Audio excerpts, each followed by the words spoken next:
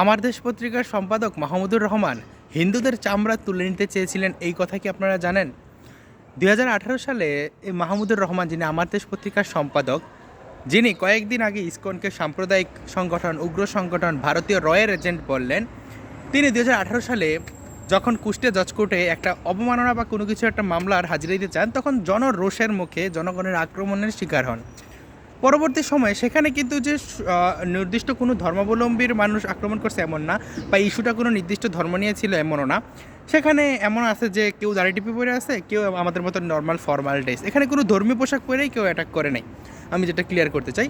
তো তিনি যখন আক্রমণের শিকার হন, তিনি রক্তাক্ত হন। পরবর্তীতে তিনি কোর্ট চত্বরে বলতেছেন যে চামড়া তুলে নিব সব হিন্দুকে দেখে নিব, সব হিন্দুর চামড়া তুলে নিব।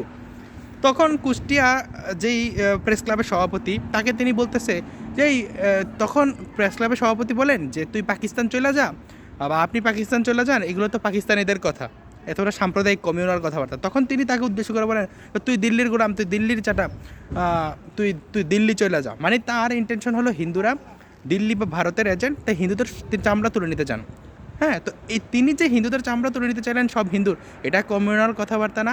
এমন চরম সাম্প্রদায়িক একটা মানুষকে ইনকিলাব মঞ্চ বলতেছে, তিনি নাকি মানে জনগণের জন্য অনেক কিছু করছে, তিনি দেশপ্রেমিক। নিউজের লিঙ্ক কমেন্ট বক্সে রইল, আপনারা দেখতে পারেন। এই ধরনের মানুষ আবার ইসকনকে নিয়ে প্রশ্ন করে।